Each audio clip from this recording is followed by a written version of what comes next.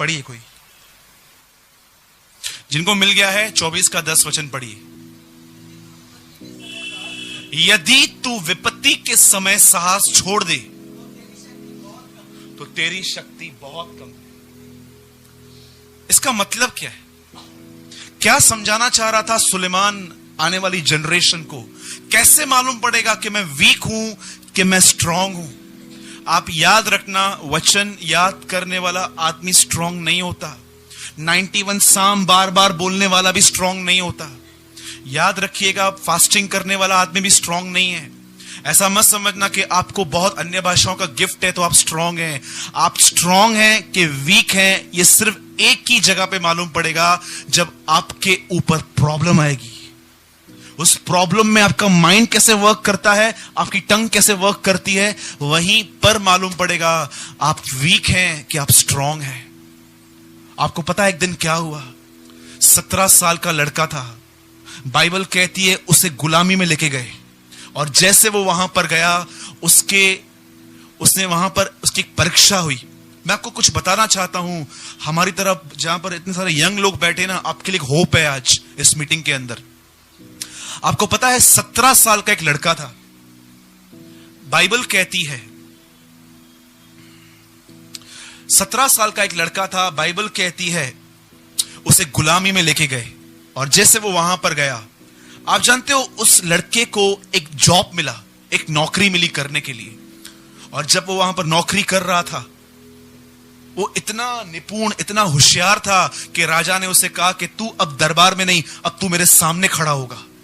और जब वो सामने खड़ा हुआ, एक दिन ऐसा आया, लोग उससे जलने लगे बहुत। आपको पता है अगर आपसे कोई जल रहा है तो एक्चुअली आपके लिए खुशी की बात है। कितने लोग ये बात जानते हैं? जब भी आपसे कोई जले तो याद रखना, एक बहुत खुशी की बात आपके लिए है।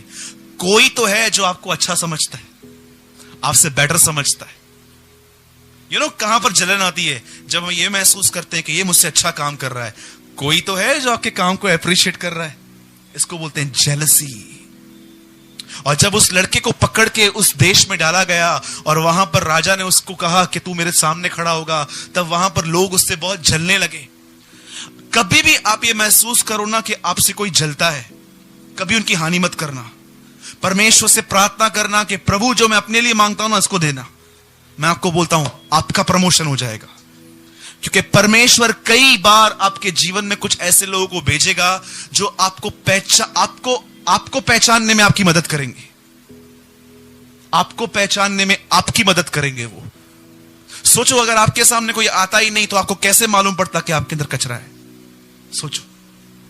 परमेश्वर का धन्यवाद करो ऐसे लोगों के लिए जो आपको मिरर दिखाते हैं कि तू ऐसा है। ये हेल्प करते हैं कि देख एक बीमारी और है, और आप प्रभु के पास जाते हो। यीशु ने कहा वैद्य भले चंगों के लिए नहीं परंतु बीमारों के लिए है। सोचो अगर आपके पास कैंसर है और आपका डॉक्टर आपको सर पे हाथ रख के बोलता है नहीं नहीं बेटा कुछ नहीं है, तेरे को बुखार है, क्या वो आपका दोस्त है? मैं आपको बोलता हूं आपका दुश्मन है, कि कैंसर को भी वो बुखार दिखाता है। कोई होप बचेगी हमारे लिए? उसके बाद जानते हैं क्या हुआ? जब लोगों ने देखा कि वो इतना बेहतरीन काम करता है, तब उसके नाम से एक लेटर निकाला गया। जानते किस चीज को लेके? उन लोगों ने उसकी सिर्फ एक ही बात पकड़ी कि ये अपने परमेश्वर को छोड़ किसी चीज के सामने नहीं झुकता, और उसके नाम पे एक फतवा निकला। राजा के पास गए और राजा को देखो कैसे उन लोगों ने अटकाया। राजा हम बहुत खुश हैं तेरे राज्य में, एक काम करना, हम लोग चाहते हैं हम 30 दिन तक तेरे पास आते रहें और तेरे सामने झुकते रहें। राजा ने कहा डन, और ये बात दानियल को भी माननी पड़ेगी। और जैसे दानियल के नाम पे फतवा निकला, जानते हैं दानियल परेशान नहीं हुआ, दानियल डिस्टर्ब नहीं हुआ। आज हम कितना जल्दी डिस्टर्ब और परेशान होते हैं, वो नहीं हुआ। जानते उसने क्या किया? वो अपने पहले फ्लोर पे गया, और ये खिड़कियां जैसे मेरे घर की ओर खुली है, 3 नंबर की ओर एक खिड़की थी उसके यहां पर, वहां पर बैठा और वहां से यरूशलेम की ओर देखकर जानते उसने प्रार्थना की। और जब वो प्रार्थना कर रहा था, लोगों ने उसे पकड़ा और राजा के पास ले गए और राजा से कहा राजा देख एक आदमी ने लॉ तोड़ा है, ही ब्रेक द लॉ। राजा ने कहा ठीक है इसे खत्म कर दो। और राजा लेकिन चाहता नहीं था कि वो मरे। मैं यीशु मसीह के नाम से आपसे कहता हूं, किसको आप अपना दुश्मन समझते हैं? मैं आपको बताऊं, परमेश्वर के साथ चलिए, आपके दुश्मन भी एक दिन आपके दोस्त बनेंगे। बाइबल कहती है जिसका चलन यहोवा को अच्छा लगता है, यहोवा उसके शत्रुओं से भी उसका मेल करवा देता है। Do you know this word? और बाइबल कहती है उन लोगों ने उसे पकड़ा, और राजा जानते क्या चाहता था? कि वो न जाए।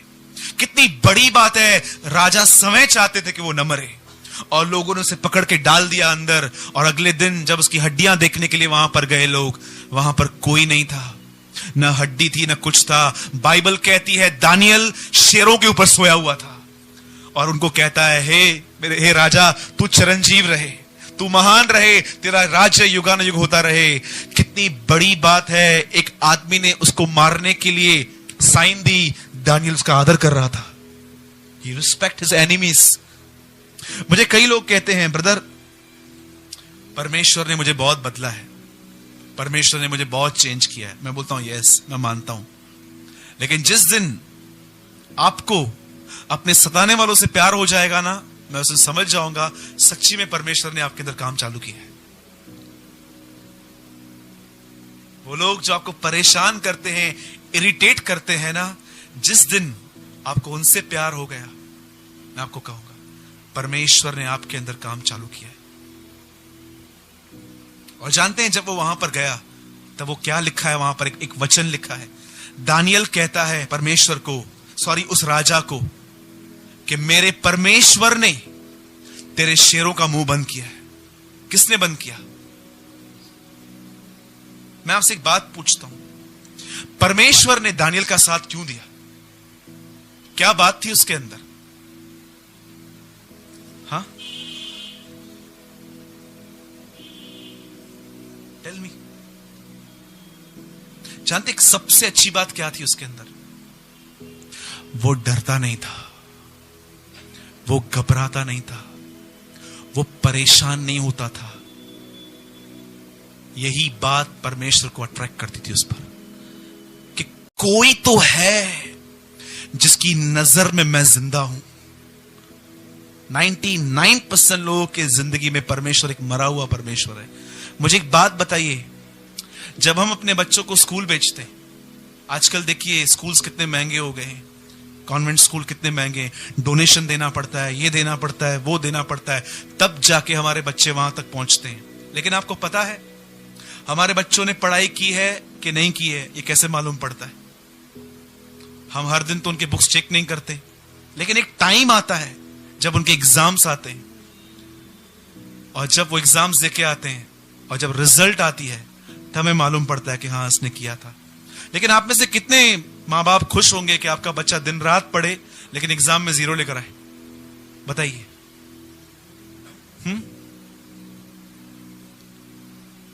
आप जानते हो प्रभु में परीक्षा क्यों आती है? क्यों आता है परीक्षा? पैसों की प्रॉब्लम, कभी यहां दर्द है, कभी यहां पेन है, क्यों आती है बताइए? कभी आपने इस बारे में सोचा कि परमेश्वर कलीसिया के ऊपर तकलीफें क्यों अलाउ करता है?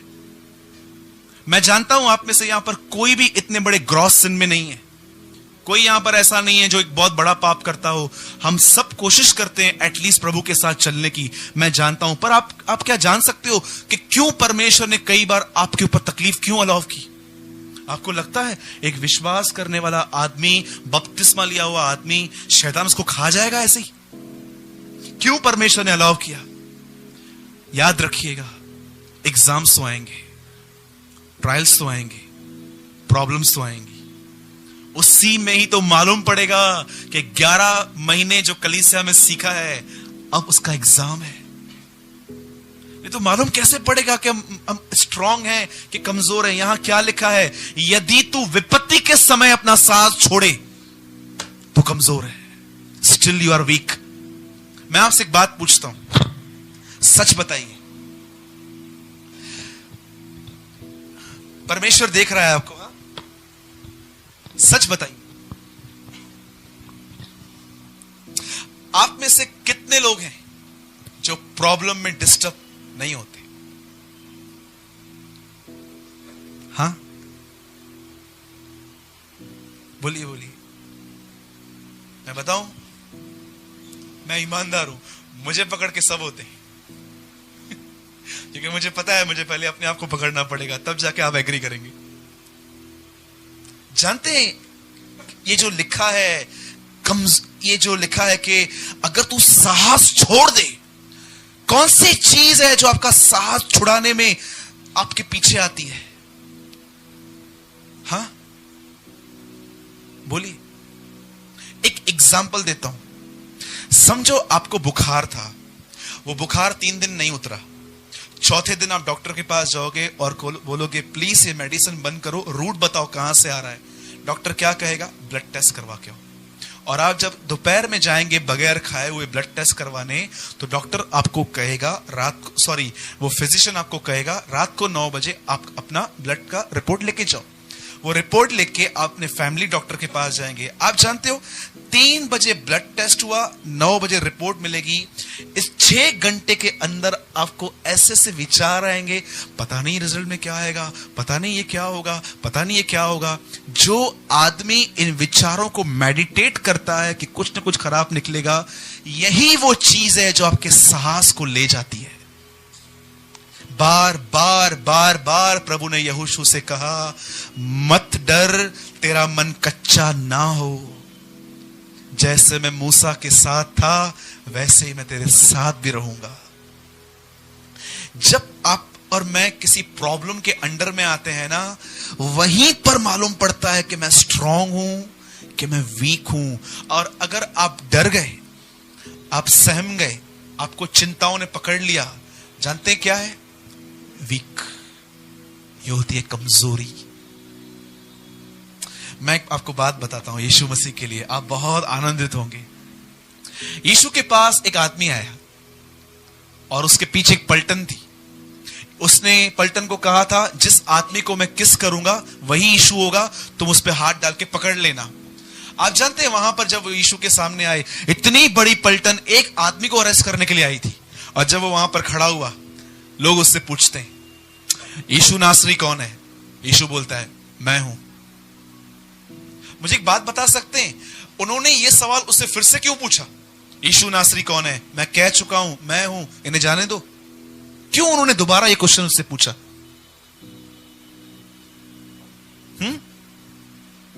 क्या उन्होंने यीशु को कभी देखा नहीं था?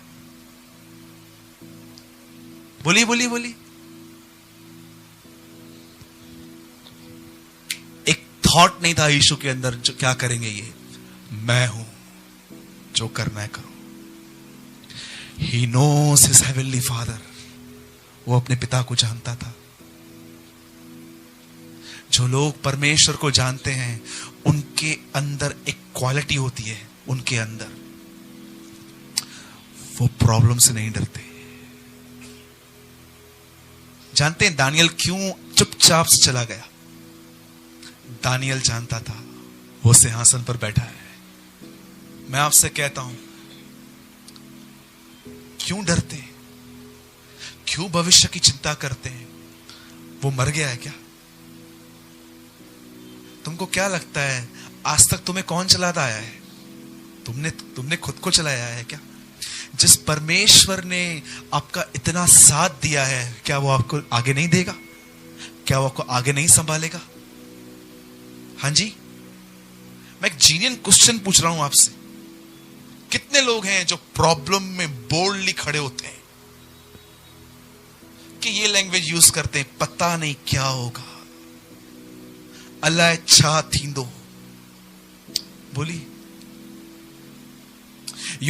समटाइम्स ऐसा भी हो सकता है आपके लाइफ में कि आप रिएक्ट कर रहे हो कि मैं खुश हूं, लेकिन आप अंदर से जानते हो कि एक्चुअली आप परेशान हो, आप फ्रस्ट्रेट हो। परमेश्वर जानता है। एक आखिरी बात बता के मैं फिनिश कर रहा हूं। सब बाइबल बंद कीजिए। मैं चाहता हूं, अगर आप इस कमजोरी से बाहर निकलना चाहते हैं ना, कि मैं तकलीफ में प्रभु पर विश्वास नहीं कर पाता, तो मैं आपको एक की देता हूं आज। आप बाइबल बंद कीजिए, क्योंकि मैं चाहता हूं कि आप इसे बहुत कंसंट्रेशन के साथ सुनिए कि कैसे एक आदमी प्रॉब्लम में परमेश्वर पर विश्वास करना सीखता है। एक दिन आया, एक आदमी था, उसके बच्चे में दुष्ट आत्मा थी। और वो आदमी यीशु मसीह के सामने, उसके चेलों के सामने गया और जानते वो क्या कहता है? उसके चेलों को कहता है, मेरे बेटे में दुष्ट आत्मा है, प्रॉब्लम है उसमें। कई बार वो दुष्ट आत्मा उसे पानी में फेंकती है, कई बार आग में फेंकती है। मतलब सुसाइड करने के थॉट्स टोटली दुष्ट आत्मा के हैं, इंसान के नहीं है। और जानते हैं वहां पर क्या हुआ? यीशु के चेलों ने उसको खड़ा किया, पता नहीं पहले क्या किया, गीत गाया, अन्य भाषाओं में बातें की, कुछ समझ में नहीं आया, लेकिन इतना लिखा है कि वो दुष्ट आत्मा नहीं निकाल पाए।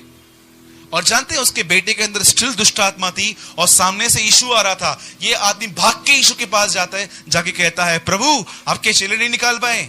यीशु ने कहा उसे यहां लाओ, और यीशु ने उससे कहा इसमें से निकल अशुद्ध आत्मा, और लिखा है वो उसमें से निकल गई। ये देखने के बाद यीशु के चेले उससे पूछते हैं, प्रभु हम क्यों नहीं निकाल पाए? पर इससे पहले जानते हैं वो आदमी जिसने यीशु के पास गया, वो यीशु को क्या बोलता है?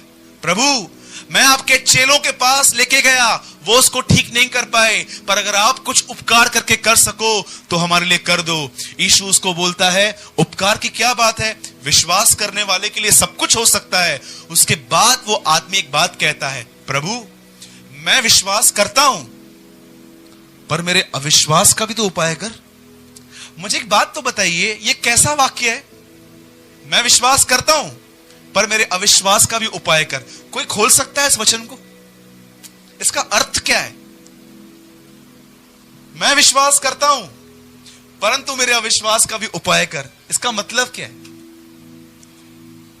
मैं आज की जनरेशन के लिए इस वर्ड को इस तरह ट्रांसलेट करता हूं, प्रभु कलीसिया में तो विश्वास करता हूं, बाहर भी करने में मदद करना।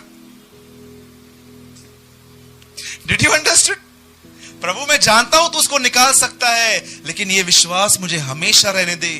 आपको पता है विश्वास एक स्मार्टनेस से लाई गई चीज नहीं है।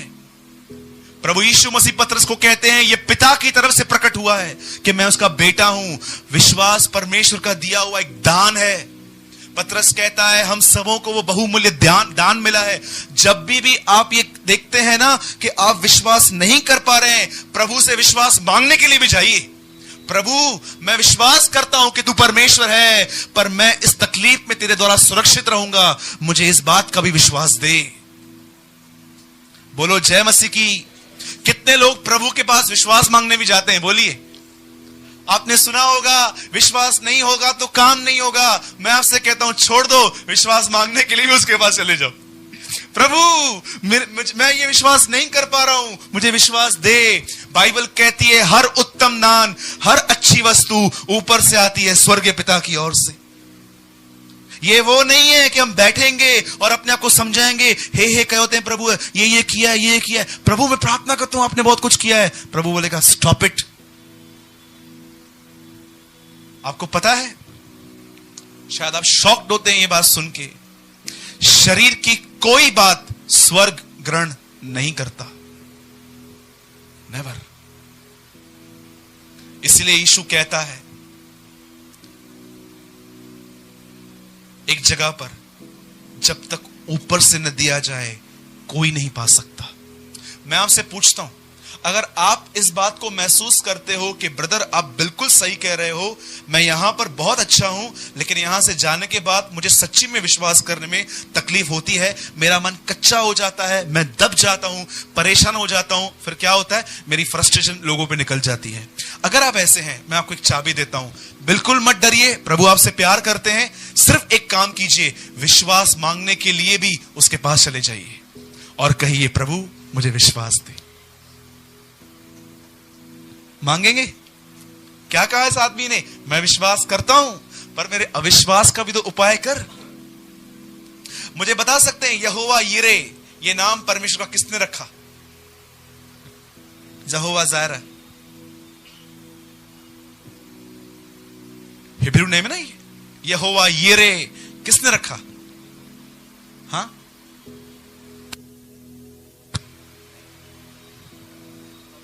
इब्राहिम ने। यहोवा यिरे का मतलब क्या है? एक आदमी ऊपर गया, उसके पास बकरी नहीं थी लेकिन बकरी चढ़ानी थी, वो अपने बेटे को कहता है चल प्रभु आप उपाय करेगा। एक सिंपल बात, सब यहां देखिए, मैं आपसे एक सवाल पूछता हूं, अगर यीशु काना नगर की शादी में नहीं गए होते तो उस शादी के लिए लोग क्या बोलते? सोचो, एक की शादी है, 200 लोग भूखे बैठे हुए हैं, खाना खत्म हो गया है, लोग क्या कहेंगे? देखना क्या किया, खाना तो खिलाया नहीं। आपके मुंह पे नहीं बोलेंगे, लेकिन किसी और को तो जरूर बोलेंगे कि असा के ई मोकलो। राइट? मुझे बताओ, जब यीशु शादी में गया तो वहां क्या खत्म हो गया? मैं यीशु के नाम से कहता हूं, वो तुम्हारी इज्जत को बचाने वाला परमेश्वर है।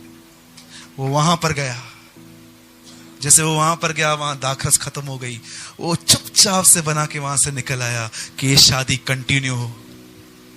मैं यीशु के नाम से कहता हूं, एक्चुअली इस शादी में पिता ने उसे भेजा था कि जा किसकी कमी घटी पूरी कर। He is with you. क्यों डरते हैं, क्यों परेशान रहते हैं? वो आपके साथ है। अपना दाहिना हाथ उठाइए और उससे कहिए, प्रभु मैं आज के बाद नहीं डरूंगा, क्योंकि मुझे पता है आप सिंहासन पर हैं। जय मसीह की।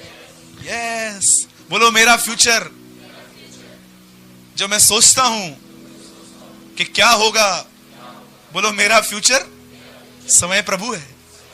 हाँ, बेनीहीन ने कहा तीसरे दिन यीशु नहीं, तुम्हारा फ्यूचर जिंदा हुआ था। बोलो जय मसीह की। तो आज के बाद कितने लोग डरेंगे? यहां पर समझो अभी सांप आ जाए, कितने लोग ऊपर जाके बैठेंगे? नहीं, ये डर स्वाभाविक है। लेकिन मैं क्या बोल रहा हूं, विपत्तियों का डर, तकलीफों का डर नहीं होना चाहिए। ओके, बोलो प्रभु भला है और भला ही करता है।